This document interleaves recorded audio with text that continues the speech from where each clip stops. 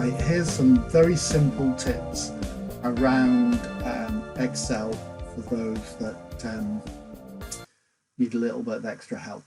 So the first thing to say is that under File, Options, okay, Options and Add-ins, okay, and what you want to make sure is that the Analysis Tool Pack is activated, okay, so you click it up there, we go to Go, and I've got it activated, but click Analysis Tool Pack VBA, Analysis Tool Pack, and that's what you want to be activated. Press OK. Okay, so that when you go to the Data tab, this appears. All right, Data Analysis, I'm going to use that. So that's the first thing. That will help you along the way. Let's very quickly get some data in to play with. So let's get that column of data, copy, and here we go. Let's just paste it in the top. Okay, so we've got a column of data, or we've got a blank thing at the top there, so we can just press delete to get rid of that row. So what's the first thing we do? Well, we want to just check the data is okay. So let's do a custom sort, and we want it by female height, smallest to largest. Okay, and the first thing to note is that I think that is pretty small. Okay, so I'm going to take that line out. Okay, and then everything else, it's all in meters. So looks okay. Okay, so I'm just going to make sure that we know that it's meters. Now the other possible SI unit that we could use would be, just copy that across there. The other one that we could use would be millimeters. Okay, so millimeters. So millimeters, right? So how would we do that? So it would be equals, because we're going to put the sum in. The cell is A2, so A2 times by 1,000, because there's a 1,000 millimeters in a meter, 1,500. Plot that, and if I wanted to copy the cell down, okay, I could do it like that. One more down there. Okay. All right. Now that's great.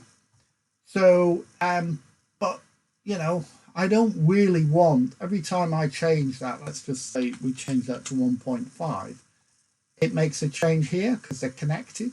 So if I don't want them connected, Command copy or copy down here, right click, and then you want this one, and it just pastes the values. So if we go back across, let's highlight that cell, let's give it a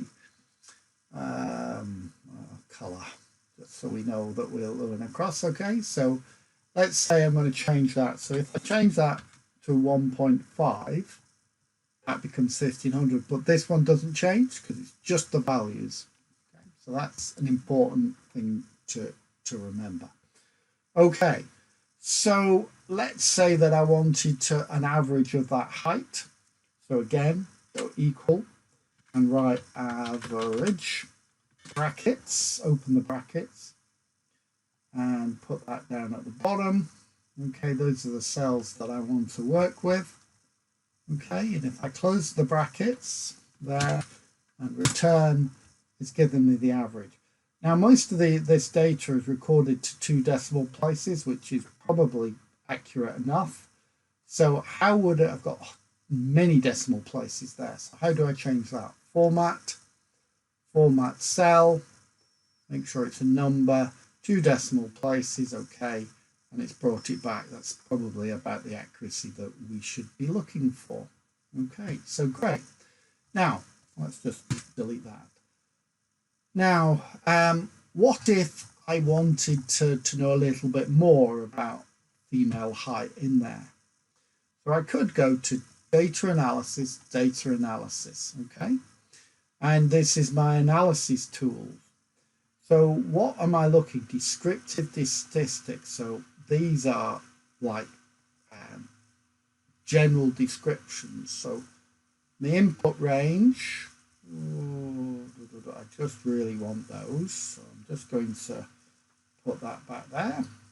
So that's identified that I just want that column. Okay, the column, group by column, output range. I don't want it on a new workbook or sheet. I want it there. Where do I want to put the data? I want to put it there. Okay, and then I'm ready to press OK. Okay, and that's given me the mean. It's given me the standard deviation. Let's make that a bit bigger, and I just want to make it bigger. So there we go. I've got the sum, the confidence level, standard deviation, got the mode, median, and standard error and mean. So if I was reporting those means, I would go to back to home, format cell. Where is it? Format cell, make sure it's a number, 2 decimal places. Okay, so how would I report that? I would report that as 1.64 plus or minus 0.01 meter. Okay, so that's what, when we see that plus or minus, it means this, and that actually means that it's 1.63 to 1.65 is the error range that we got on there. Minimum number, the sum, the count, etc. So we've got 102. So we know that n, for example, is 102. So basic information will allow us to move forward. Okay, so let's just do a couple of other very simple things that might help you. So there's a relationship that says that foot length is 15% of height. Okay, so let's just predict what foot length would be. Okay, we're going to put it in millimeters, and we're just going to make a very simple prediction, which we could compare with the actual values, for example.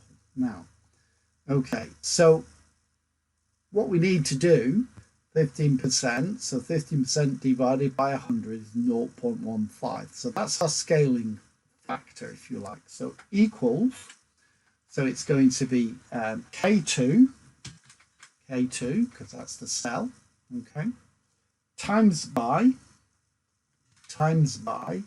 Now, I want it to stay on this cell, so I'm going to use a $sign H, $1,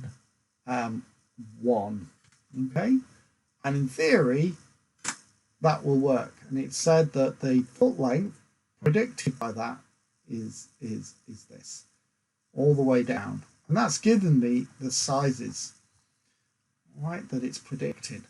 And the key thing to remember is those $signs. If I don't want the Excel to remember to move down, I use those $signs either side like that. Just a minor thing. Now I have my predicted foot length. If I knew the foot length, the actual foot length, I could then work out the difference between the two. And that would be a good test of the 15% rule.